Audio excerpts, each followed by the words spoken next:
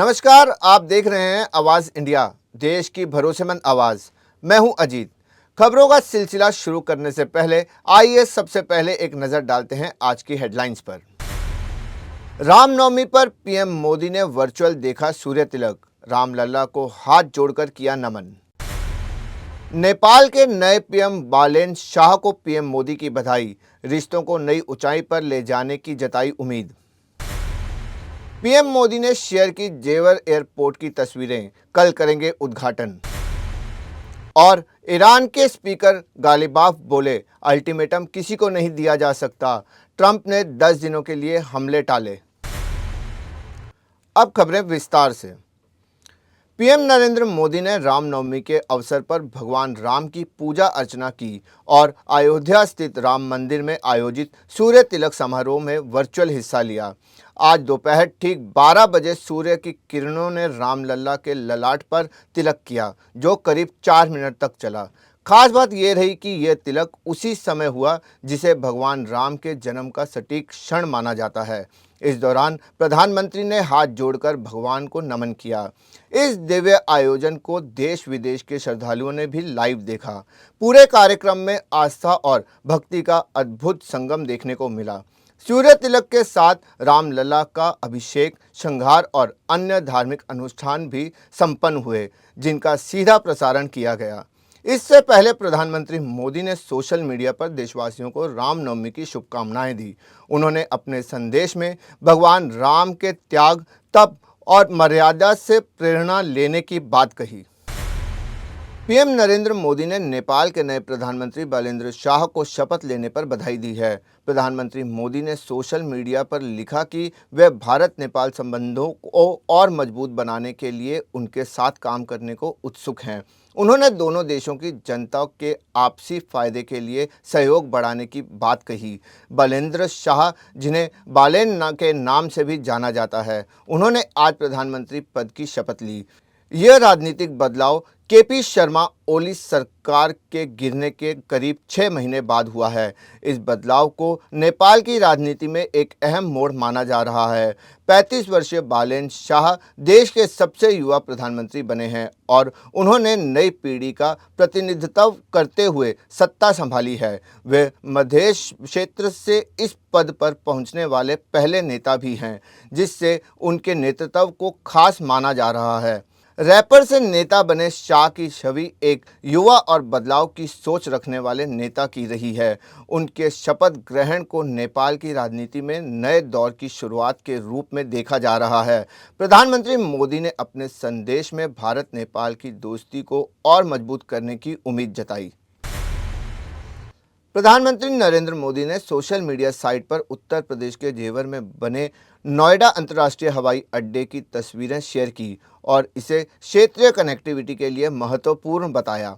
उन्होंने अपने social media post में लिखा कि एनसीआर की कनेक्टिविटी को बढ़ावा देने के लिए जेवर एयरपोर्ट का पहला चरण कल उद्घाटन के लिए तैयार है। उद्घाटन समारोह में पीएम मोदी सुबह 11:30 बजे से 12 बजे के बीच वहां पहुंचेंगे। अधिकारियों के मुताबिक उद्घाटन के बाद पीएम उत्तर प्रदेश कार्यक्रम स्थल का निरीक्षण करेंगे और अफसरों और पार्टी पद अधिकारियों के साथ बैठक करेंगे। अप्रैल के मध्य से कमर्शियल फ्लाइटों की बुकिंग चालू होगी। एयरपोर्ट के माध्यम से एयर इंडिया, इंडिगो, विस्तारा और एयर इंडिया एक्सप्रेस जैसी एयरलाइंस से यात्रा, आंतरिक और अंतर्राष्ट्रीय यात्रा कर सकेंगे। विदेशों से आने जाने वाली उड़ानों के लिए विमानन कंपनियों से लगातार बातचीत जारी है। उद्घाटन के साथ ही यह परियोजना पूरी तरह परिचालन के लिए तैयार होगी और क्षेत्रीय और अंतर्राष्ट्रीय कनेक्टिविटी में महत्वपूर्ण भूमिका निभाएगी। वक्त हो चला है एक छोटे से ब्रेक का।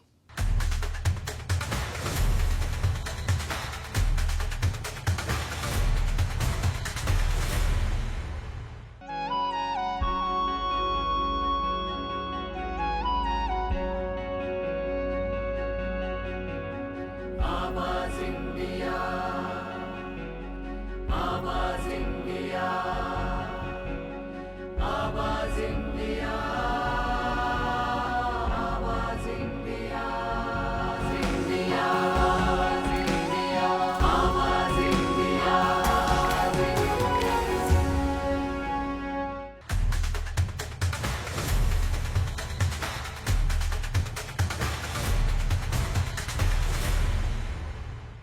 ब्रेक के बाद आप सभी का स्वागत है। उत्तराखंड के मुख्यमंत्री पुष्कर सिंह धामी ने नई दिल्ली में प्रधानमंत्री नरेंद्र मोदी से मुलाकात की और रामनवमी की शुभकामनाएं दी। उन्होंने पीएम मोदी को मां सुरकंडा देवी की प्रकृति भेंट की, जो देवभूमि की संस्कृति और आस्था का प्रतीक है। सीएम धामी अपने साथ राज्य की मिट्टी की खुशबू और पहाड़ी जीवन की झलक लेकर आए थे, जिससे मुलाकात और खास हो गई थी। यह भेंट केवल औपचारिक नहीं थी, बल्कि उत्तराखंड की आस्था और पहाड़ी जीवन का संदेश भी प्रधानमंत्री तक पहुंचाने का माध्यम थी। मुलाकात में दोनों नेताओं ने प्रदेश की विकास योजनाओं पर भी चर्चा की। सीएम धामी ने पर्यटक, कनेक्टिविटी, रोजगार और बुनियादी ढांचे के विभिन्न प्रोजेक्ट्स की जानकारी दी और केंद्र सरकार के सहयोग की दिशा में संवाद बनाए रखने पर जोर दिया। दिल्ली दौरे में सीएम ने न सिर्फ एक राज्य के मुखिया की भूमिका निभाई, बल्कि पहाड़ की संस्कृति, घी, राजमा और शहद जैसी छोटी छोटी चीज़ों के जरिए उत्तराखंड की झलक भी प्रस्तुत की। यह दौरा राज्य की प्रगति और केंद्रीय सहयोग की दृष्टि से महत्वपूर्ण रहा। डोनाल्ड ट्रंप ने ईरान के एनर्जी प्लांटों पर हमलों को 10 दिन के लिए रोकने का ऐलान किया है। इस फैसले के बाद ईरान की संसद के स्पीकर मोहम्मद बाकर गालिबाफ ने प्रतिक्रिया दी और ईरानी सेनाओं के बलिदान की सराहना की। गालिबाफ ने कहा कि उनके बलिदान ने ऐतिहासिक जीत का रास्ता साफ कर दिया है। 64 साल के गालिबाफ को राष्ट्रपति का करीबी माना जाता है। उन्होंने सोशल मीडिया पर लिखा कि ईरान और ईरानी लोगों को कोई अल्टीमेटम नहीं दे सकता। इस संदेश से स्पष्ट किया गया कि देश अपने सम्मान के लिए पूरी तरह खड़ा है। हालांकि इजराइल की ओर से ईरान पर हमले जारी हैं और तेहरान में बड़े पैमाने पर एयर स्ट्राइक हुई है। जंग ने हजारों लोगों की जान ले ली है और पड़ोसी देशों तक इसके असर दिखाई दे रहे हैं। बढ़ती ऊर्जा कीमतों के कारण वैश्विक अर्थव्यवस्था पर भी दबाव पड़ा है। ईरान के उप स्वास्थ्य मंत्री अली जाफरियन के अनुसार 28 फरवरी से अब तक मरने वालों की संख्या कम से कम 1937 हो चुकी है। अंतर्राष्ट्रीय स्तर पर भी इस संघर्ष की प्रतिक्रिया देखने को मिल रही है। रामचरण की आने वाली फिल्म पेडी को लेकर काफ़ी चर्चा हो रही है। निर्देशक बुच्ची बाबू सना की इस एक्शन ड्रामा में रामचरण का नया अवतार फैंस को दिखाई दिया। उनके जन्मदिन के मौके पर प्रोडक्शन हाउस वृद्धि सिनेमा ने पेडी पहलवान ग्लिप्स से नाम से वीडियो जारी किया, जिसमें रामचरण का दमदार और मजबूत पहलवान रूप देखने को मिला, जिसने फैंस को चौंका दिया। टीचर में उनके हौसले, खेल और आत्मसम्मान की झलक साफ नजर आती है। पोस्ट में बताया गया कि फिल्म 30 अप्रैल 2026 को दुनिया भर में रिलीज होगी। वीडियो में रामचरण एक जुनूनी पहलवान के रूप में दिख रहे हैं, जिन्होंने कुश्ती खेलते हुए दर्शकों को रोमांचित किया। इससे पहले कुछ क्लिप्स में वे क्रिकेट खेलते दिखाई दिए थे, जिससे किरदार को लेकर फैंस में अनुमान लग रहा था। वीडियो की शुरुआत एक दमदार आवाज़ के साथ होती है, जो कहती है कि कुश्ती सिर्फ खेल नहीं बल्कि जीवन की परीक्षा है। अंत में रामचरण कहते हैं, यह गेम मेरा गर्व है।